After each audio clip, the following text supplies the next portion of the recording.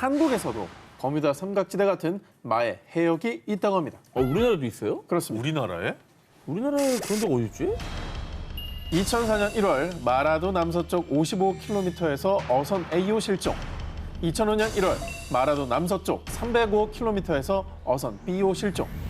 2005년 12월 마라도 남서쪽 65km에서 어선 C호 실종. 자, 2004년에서 2005년 사이 실종된 배 3척의 공통점. 바로 제주 마라도 남서쪽 해역에서 실종이 됐다라는 건데요. 당시 사건이 발생했을 때마다 해경과 해군은 잠수함을 탐지하는 장비를 갖춘 광역 초계기, 구조헬기, 경비함정, 어선 등을 급파해 대대적인 수색을 실시했는데요. 하지만 세 척의 어선은 물론 선원들의 흔적조차 찾을 수 없었습니다. 흔적이라도 찾을만 한데. 근데 한국판 버뮤다라고 불릴만 하네 보니까. 네. 보통 어선이 침몰되면 기름기나 그물 같은 잔해, 부유물들이 발견된다고 합니다. 그렇지. 그런데 실종된 세 척의 어선 모두 부유물은 물론 침몰 위치를 알 수 있는 위치 추적 장치조차 발견되지 않았습니다. 그래서 실종 사건을 수색한 해경조차 어선이 침몰하면 반드시 많은 흔적을 남기는데 이렇게 아무 흔적도 없는 건 해경 역사상 처음이다라는 말을 남길 정도였다고 합니다. 이 배가 꽤 클 텐데 어떻게 저렇게 흔적이 안 나오죠? 마라도 해역이 제2의 버뮤다로 불리는 또 다른 이유가 있는데요. 실제 버뮤다 해역에는 메탄가스가 분포되어 있는데 일부 과학자들은 버뮤다에서 수많은 실종 사고가 일어나는 원인 중에 하나로 이 메탄가스를 지목하고 있습니다. 왜? 해저에서 갑자기 메탄가스가 분출이 되면 큰 거품 덩어리가 배를 둘러쌌는데 이때 물의 밀도가 낮아지면서 배가 부력을 상실해 바닷속으로 빨려 들어간다는 거죠. 어머나. 자, 그런데 2009년 한국해양연구소 소속의 한 박사에 따르면 실종 사고가 난 마라도 해저에도 메탄가스가 매장되어 있다는 점에 주목. 즉, 메탄가스가 매장된 버뮤다 해역처럼 메탄가스가 있는 마라도에서도 의문의 실종 사고가 발생하는 게 아닌가라는 추측을 내놨던 겁니다. 아직 원인이 정확히 파악되지 않았지만 이 근처에서 조업을 하시는 분들, 운항하시는 분들도 각별히 조심해야겠다는 생각이 듭니다. 자, 중국 쓰촨성의 한 택시를 운전하는 택시 운전사 왕밍칭은 늘 승객이 탈 때마다 전단을 건네는데요. 저 혹시 이렇게 생긴 사람 보시면 꼭 연락 좀 부탁드립니다. 바로 어릴 때 잃어버린 자신의 딸을 찾는다는 전단이었습니다. 1994년 당시 왕밍칭은 쓰촨성 청두에서 아내와 함께 과일 장사로 생계를 꾸리고 있었는데요. 우리 딸이 어디 갔지? 자, 그가 손님 응대를 하느라 3살 딸 치펑에게 잠깐 눈을 뗀 사이 순식간에 딸이 사라져버린 겁니다. 아이고야. 부부는 딸을 찾기 위해 곧바로 동네방네 찾아다녔지만 결국 찾을 수 없었는데요. 그렇게 21년의 세월만 무심히 흘러가 버렸는데요. 21년? 그렇습니다. 자, 그런데 혹시 내가 택시를 운전하면 언젠가 우리 딸을 만날 수 있지 않을까? 곧장 택시 운전사 일을 구한 왕밍칭은 택시 후면 창에 실종 당시 어린 딸의 사진과 신상 정보를 담은 대형 포스터를 부착했고요. 또한 승객들이 손쉽게 볼 수 있도록 명함 크기의 전단을 제작해 택시 내부에 비치. 그러다 보니 이 안타까운 사연이 언론에도 보도가 되었고요. 그때 한 화가의 도움으로 현재 성인이 된 딸의 모습을 추정한 몽타주도 마련해 SNS에 사연과 이 몽타주까지 올려 같이 널리 퍼지게 됐죠. 그런데 2018년 한 여자가 그에게 연락을 해왔습니다. 잃어버리신 딸이 저인 것 같습니다. 그 여자의 정체는 27살의 여성 캉잉이었는데요. 그녀는 SNS를 통해 우연히 실종된 왕밍칭 딸의 현재 모습이 그려진 몽타주를 보게 되었는데 스스로도 깜짝 놀랄 정도로 자신과 똑 닮았다고 느낀 겁니다. 자, DNA 검사 결과 그녀는 아빠 왕밍칭이 24년 동안 애타게 찾아 헤매던 딸 치펑이 맞았습니다. 어떻게 지냈길래 그렇게 찾아도 못 찾았을까? 자, 그녀는 아빠 왕밍칭이 과일 장사를 하던 쓰촨성 청도 길거리에서 미아가 된 뒤 그녀를 발견하게 된 한 부부. 자, 그러니까 지금의 부모님의 입양이 되었다고 합니다. 어머. 그런데요, 이게 무슨 운명의 장난인지 전국을 돌며 찾아 헤매던 딸이 자신이 살던 곳에서 불과 약 20km밖에 떨어지지 않은 인근 마을에 살고 있었던 겁니다. 더 미치겠다, 더 미치겠어. 아유. 3살이었던 딸은 어느새 두 자녀를 둔 엄마가 되어 있었는데요. 하하.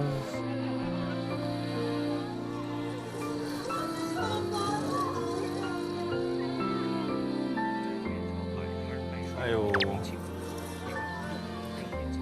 아, 아빠가 얼마나 진짜 신라 같은 희망 놓지 않고 그냥 그러신 거 아니에요? 아빠 왕민칭은 다시 만난 딸에게 이렇게 약속을 했다고 합니다. 우리 아가 이제부터 아무 걱정하지 마. 앞으로 아빠가 널 지켜줄 거야. 1988년 10월 중국 직장인 리징즈는 출장 중 다급한 전보 한 통을 받았는데요. 자, 바로 그녀의 하나뿐인 아들 마오인이 실종되었다는 겁니다. 너무 어리지 않아요? 자, 며칠이 지나도 아들의 행방을 찾을 수 없자 마오인의 엄마는 회사도 그만두고 오직 잃어버린 아들을 찾기 위해 지하철, 버스 정류장 등등 곳곳을 다니면서요. 제발 우리 아들을 찾아주세요.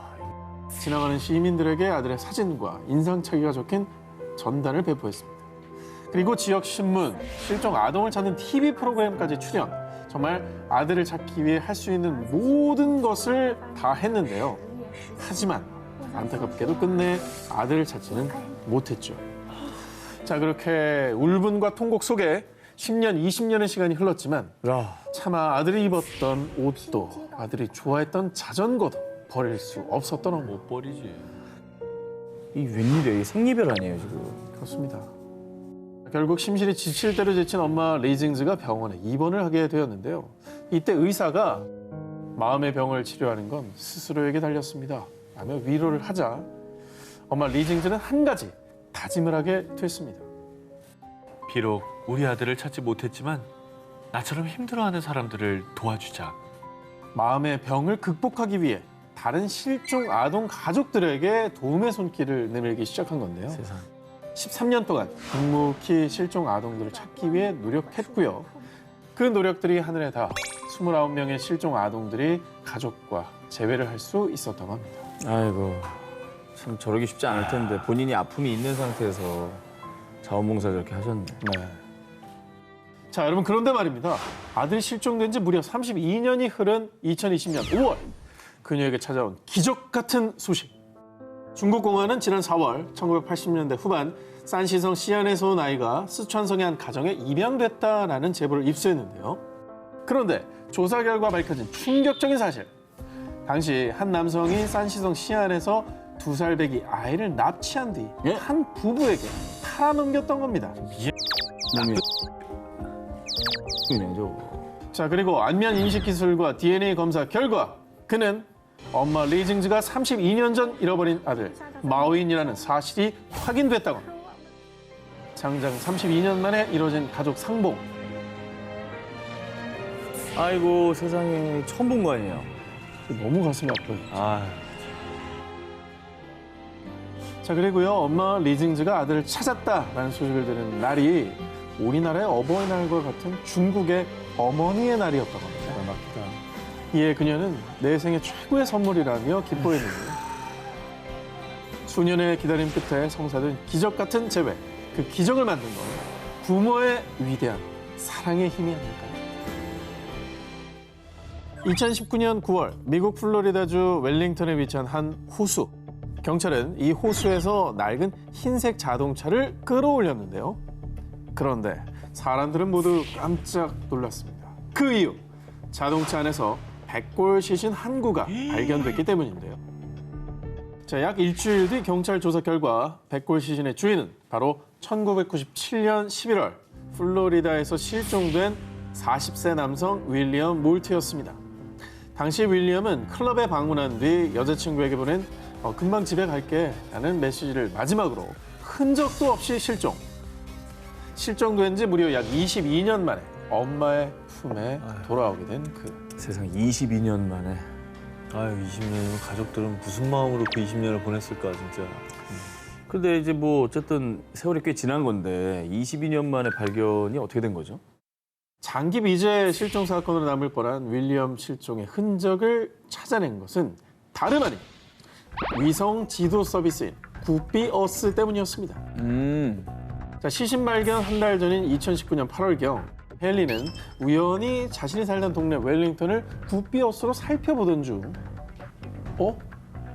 호수에 있는 게 뭐지? 자동차인가? 자, 호수에서 이상한 점을 발견하고 확대를 해보니 자동차로 추정되는 물체가 호수에 잠겨 있는 것을 확인하게 된 거죠. 야, 저걸 또 어떻게 봤네. 그래서 그때 자신이 살던 집의 새 주인에게 연락을 취해서 이 사실을 알렸습니다. 어머. 그리고 헨리의 연락을 받은 새 집주인은요, 드론으로 호수에 잠긴 자동차를 확인한 뒤에 경찰에 신고를 했던 겁니다. 야, 그렇게 발견이 된 거예요? 자, 그렇게 모두의 관심과 노력으로 무려 22년 만에 윌리엄은 그를 애타게 기다렸던 가족들의 품으로 돌아올 수 있었는데요. 그리고 이 사실이 알려지자 언론에선 22년간 실종된 사람을 찾은 구피어스라고 보도했습니다. 사실 차를 발견했어도 뭐 설마 저게 차겠어 하고 모른 척하고 지나갔을 수도 있는데 그렇죠. 그거를 연락해준 사람의 노력 덕분에 22년 만에 이 가족의 품으로 돌아온 것 같습니다. 남미 볼리비아에 위치한 마디디 국립공원. 때묻지 않은 거대한 원시 자연이 보존된 것으로 볼리비아의 아마존이라 불리는 곳입니다. 실내에서 온 관광객 20대 남성 메이쿨이 마디디 국립공원 투어 프로그램을 통해 이곳을 찾게 됐습니다. 그런데 투어 첫날 저녁 혹시 메이쿨 못 봤어요? 방금까지 여기 있었는데. 갑자기 사라진 메이쿨이 한동안 돌아오지 않자 실종됐다고 판단. 사람들은 밀림을 샅샅이 수색했는데요. 하지만 하루가 지나고 이틀이 지나도 아무 진전이 없었습니다. 생존 전문가한테 사막보다 오히려 더 위험할 수 있다. 아 진짜? 왜냐하면 해충이나 독 있는 생물들이 더 많기 때문에. 그런데 실종 6일째 되던 날 진흙탕 속에서 메이쿨의 양말 한 짝이 발견됐습니다. 불안해 또. 양말만 발견되면 안 되지. 그런데 메이쿨이 실종된 지 9일째 되던 날 정말 기적적으로 마지막 목격 장소인 오두막과 약 1.6km 떨어진 곳에서 드디어 메이쿨을 찾았습니다. 진짜? 9일 만에? 발견된 메이쿨은 발이 퉁퉁 붓고 매우 지친 상태였지만 다행히 생명에 지장은 없었는데요. 야, 이거 진짜 기적이네. 운이 너무 좋았는데 대체 어떻게 살아남은 거예요? 메이쿨은 정말 믿기지 않는 말을 했는데요. 원숭이들이 저를 살려줬어요. 잠시 밀림에 들어왔다가 다시 오두막으로 돌아가려고 했는데 아무리 걸어도 되돌아온 길을 가도 마치 쳇바퀴를 돌듯 제자리를 맴돌았다는 그. 메이쿨은 한참을 헤매면서 체력도 점점 떨어지고 탈진까지 했다는데요. 그런데 정말 정신을 잃으려 했을 때쯤 생명의 은인, 아니 동물, 원숭이 무리가 나타나답니다. 그리고 그 야생 원숭이들을 따라가 보니 그곳에 물이 있었답니다. 어머. 그리고 심지어는요. 진짜 이거 나 주는 거야? 먹어도 돼? 메이쿨이 굶주림에 지친 걸 알았을까요? 어머. 원숭이들이 나무 위에 열매도 떨어뜨려줬답니다. 그래서 정말 천만다행으로 메이쿨은 그 열매로 극심한 허기도 채울 수 있었답니다. 그리고 원숭이 무리를 따라다닌 덕분에 안전한 곳에서 지내면서 맹수의 공격도 피할 수 있었다고 합니다. 기자님들 택배 자주 이용하시죠? 특히나 요즘 같은 시대에는 택배 없으면 어떻게 살아남을지 모를 정도로 정말 자주 이용합니다. 그렇습니다. 이 언택트 시대를 맞이해서 이 평소보다 더 자주 사용하고 있는 택배. 그런데 말입니다. 지난 5월과 6월 택배 박스를 받은 수많은 이들은요. 이 얼굴, 이 이름 꼭 기억합시다. 택배 박스 옆면 누르면 테이프가 떠요. 그러면 테이프 안 자르고 뗄 수 있어요. 자, 이렇게 다소 의아한 의견들을 주고받았는데요. 무슨 소린가 싶으시죠? 사람들이 이런 말을 하는 이유. 바로 택배 박스에 붙어있는 호프 테이프 때문이었습니다. 저런 게 있었어요? 5년 이상 찾지 못한 아동들은 무려 638명. 600명이 넘어요. 장기 실종 아동이 이렇게 많은지 전 몰랐고요. 정말 가슴 아프네요. 그래서요, 경찰청과 우정사업본부에서 2020년 5월 25일 세계 실종 아동의 날을 맞이해 장기 실종 아동에 대한 관심을 높이고 또 실종 아동 찾기에 희망이 될 수 있는 세상에서 가장 특별한 테이프, 호프 테이프를 제작한 겁니다. 호프 테이프를 자세히 보면요. 장기 실종 아동 28인의 실종 당시 모습과 나이 변한 몽타주로 재현한 현재 추정 모습, 그리고 실종 장소, 신체 특징 등의 주요 정보가 담겨 있습니다. 이 호프 테이프는요, 지난 5월 20일부터 약 한 달간 서울 지역 22곳의 총괄 우체국에 비치돼서요, 방문 택배를 이용하는 분이라면 누구나 사용할 수가 있습니다. 그리고 H택배사와도 협력해서요, 인터넷에서 구매한 배송 택배 물품에도 호프 테이프를 부착해 발송했는데요. 이렇게 실종 아동의 소중한 정보를 담은 택배는 무려 약 62만 개가 배송된 걸로 추정된다고 합니다. 점점 더 장기 실종자에 대한 어떤 관심이나 사회적인 어떤 배려가 줄어든 것 같은데 이런 계기를 통해서 다시 한번 관심을 갖도록 한 아주 멋진 아이디어인 것 같다는 생각이 듭니다. 자, 이어지는 특종. 2017년 국내 B사의 아기 물티슈 캡에 의문의 QR코드가 등장을 했는데요. 스마트폰으로 이 QR코드를 스캔하면 앱 다운로드 화면이 뜨는데요. 대체 이 앱의 정체가 뭐냐? 바로 경찰청이 만든 안전 드림 앱입니다. 지난 2012년부터 18세 미만 아동, 지적장애인, 치매 질환자의 실종을 대비해서 지문과 사진, 인적사항 등을 등록해 놓는 지문 사전 등록제가 시행이 됐는데요. 기존엔 지구대 방문에 직접 지문과 사진을 등록해야 했지만요. 요 안전 드림 앱을 다운로드하면 좀 더 간편하게, 쉽게 지문 또 사진 등록을 할 수가 있습니다. 또 실종자 검색과 실종자 신고까지 가능하다고 합니다. 이러면 정말 간편해서 많은 분들 하실 것 같아요. 경찰청 조사에 따르면 사전 등록을 하지 않았을 때는 미아를 발견하기까지 평균 56시간 정도가 소요가 됐지만요. 반면 이 지문 등의 정보를 사전에 등록했다면 평균 1시간 이내 미아를 찾을 수 있게 됐다고 합니다. 해야 되겠네요. 2016년 31%에 그쳤던 지문 사전 등록이 경찰청 홍보, QR코드 캠페인 등으로 매년 참여율이 조금씩 늘어서요. 약 50%까지 증가했다고 합니다. 이거 진짜 좋은 팁이네요.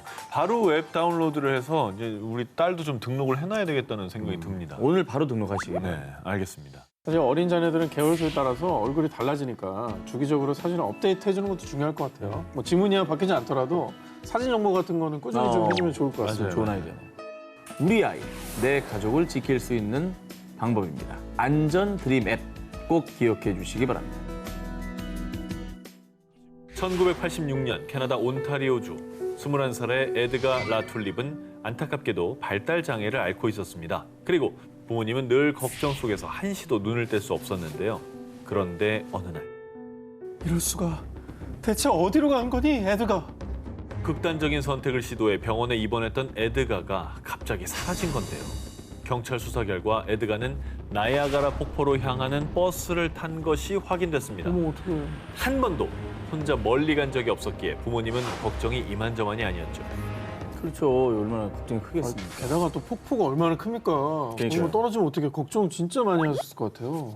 어떻게 찾아야 되죠? 경찰과 가족들은 에드가를 찾기 위해 전단을 배포해 도움을 요청했는데요. 하지만 희망적인 연락은 오지 않았습니다. 어떡해. 정말 한순간에 아들을 잃은 부모님은 절망에 빠졌고요. 아픈 아들이 혹여나 잘못된 것은 아닐까 걱정 속에 하루하루를 보냈죠.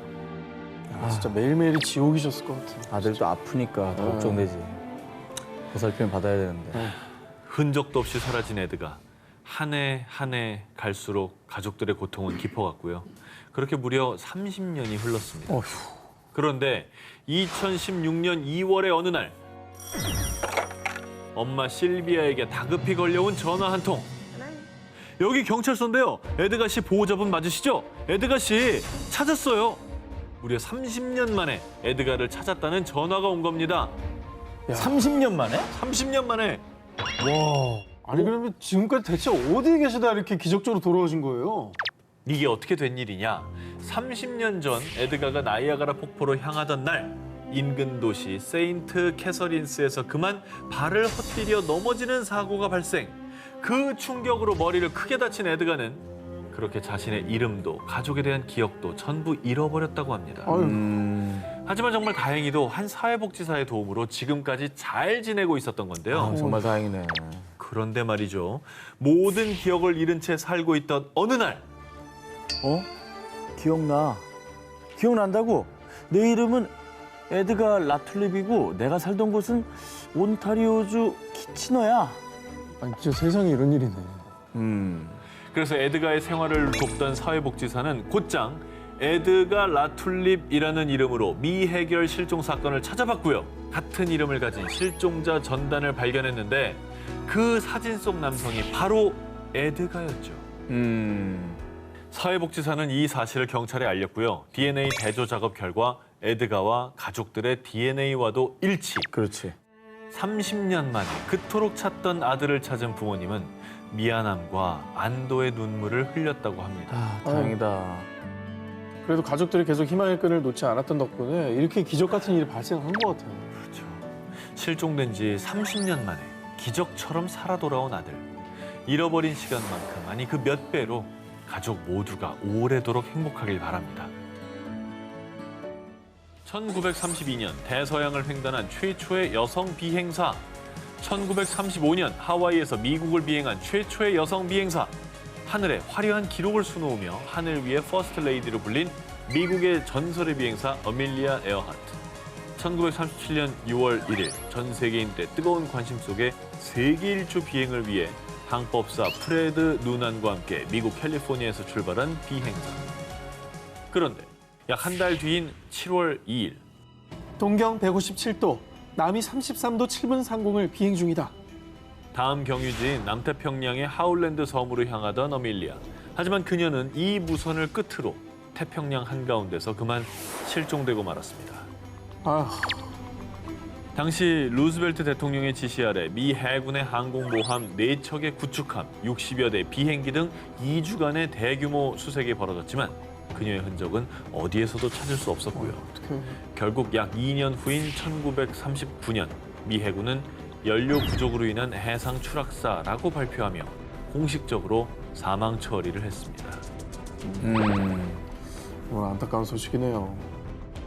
그런데 이듬해인 1940년경 어밀리아가 실종된 태평양 인근의 무인도 니쿠마로로에서 어밀리아의 것으로 추정되는 유골이 발견됐는데요. 그곳에서 여성용 신발, 화장품 등도 함께 발견되며 정황상 이 유골이 어밀리아의 것이라고 추측했습니다. 하지만 당시 유골을 검사한 박사는 키가 작은 유럽계 남성의 유골이라고 발표하며 다시 논란이 수그러들었죠. 당시에 과학적으로 이렇게 뭐 유전자 검사 이런 게 한계가 좀 있었잖아요. 그렇죠. 지금의 어떤 기술로 다시 한번 해보면 안 될까라는 의심도 지금 드는데. 기술로 하면 뭐 정확하죠. DNA 검사를 하니까. 그런데 말입니다. 정말 안타깝게도 니쿠마로로에서 발견된 유골이 갑자기 사라졌다는데요. 뭐야? 그래서 그 유골이 있었다면 현대 기술로 DNA 분석을 할 수 있었을 텐데 그걸 못하게 된 거죠. 그런데 말이죠. 뭐야? 어밀리아가 실종된 지 약 80년 뒤인 2018년 니쿠마로로에서 발견된 유골은 어밀리아와 99% 유사합니다. 인류학계 권위자인 리처드 얀츠 교수는 자신의 논문을 통해 어밀리아 실종 사건의 실마리를 풀었다고 주장했는데요. 유골이 없었다면서요? 유골은 실종됐지만 다행히 당시 유골의 크기나 특징을 기록한 연구 데이터는 남아 있었습니다. 그래서 어밀리아의 신체 정보와 니쿠마로로 유골의 데이터를 대입하고 비교를 했는데요. 그 결과 니쿠마로로의 유골이 어밀리아의 신장과 거의 일치한다는 결과가 나왔다고 합니다. 하지만 이는 가장 유력한 추측일 뿐 진실을 풀어줄 유골의 행방은 여전히 오리무중인 상태. 어밀리아의 실종은 여전히 풀리지 않는 숙제로 남아 있습니다.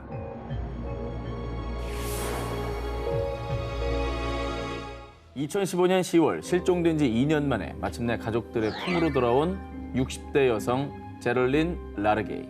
그런데 이 소식이 알려지며 미국 전역이 큰 슬픔에 빠지게 됩니다. 아니 아까 돌아왔다고 하지 않았어요? 그러니까 가족의 품으로 돌아오셨는데 이걸 왜 슬퍼하신 거죠? 사람들의 마음을 아프게 한 제럴딘의 이야기는 2013년 7월 그녀가 여행을 떠나며 시작됐습니다. 평소 제럴딘의 버킷리스트에 꼭 도전하고 싶은 꿈이 하나 있었는데요. 바로 에팔레치아 트레일 완주하기. 참고로 에팔레치아 트레일은 미국 조지아 북부에 위치한 트레킹 코스인데요. 무려 3,500km로 소위 목숨 걸고 도전해야 한다라고 할 정도로 험난한 곳이었습니다. 그녀는 오랜 꿈을 이루기 위해서 에팔레치아 트레일로 향했고요. 고된 순간 속에서도 끝까지 완주하기 위해서 힘겨운 하이킹을 이어갔습니다. 그런데 그만 길을 잃고만 그녀. 여보, 난 지금 길을 잃었어요. 경찰에게 연락해 주세요. 제럴드는 남편에게 급히 메시지를 보냈지만 안타깝게도 깊은 산속이라 신호가 잘 잡히지 않았죠. 안 잡힐 수 있지. 아유, 어떡해. 아유. 제럴든이 사투를 벌이고 있던 그 시각, 한편 남편 조지는 아내가 연락이 되지 않자 실종 신고를 했고요. 곧바로 대규모 경찰 수색대와 소방대원들은 제럴든을 찾기 시작했습니다. 하지만 무려 열흘간 수많은 인력들이 투입됐지만 제럴든은 그 어디에서도 찾을 수가 없었습니다. 아유, 이거 어떡하냐. 그렇게 아내 제럴든이 실종된 채로 반년, 1년, 그리고 2년의 시간이 지났을 무렵 2015년 10월에 마침내 제럴든을 찾았다는 소식이 들려왔습니다. 정말 안타깝게도 텐트 속에서 유해로 발견된 것입니다. 아유, 슬프네요, 진짜. 그런데 그녀의 유해 곁에서 조지, 이걸 꼭 읽어줘 라는 메시지와 사랑한다는 의미의 XOXO가 적힌 노트가 발견됐는데요. 내 시신을 발견하셨다면 남편 조지와 딸 캐리에게 연락해 주세요. 몇 년이 흘러도 상관없습니다. 꼭 선의를 베풀어 주세요. 죽음을 알고 있었다는 거잖아요. 그죠? 뭔가 이제 도저히 답이 없다, 가망이 없다라는 거를 직감적으로 알고 메모를 남기신 것 같습니다. 저 마음이 어땠을까요? 그러니까. 그리고 제럴든의 핸드폰에서는요. 여보, 나는 지금 등산로에서 북쪽으로 3마일 정도 떨어진 곳에 있는 것 같아. 제발 경찰에 연락해 줘. 남편에게 자신의 행방을 알리기 위해 노력했지만 끝끝내 전달되지 못한 문자들도 발견이 됐습니다.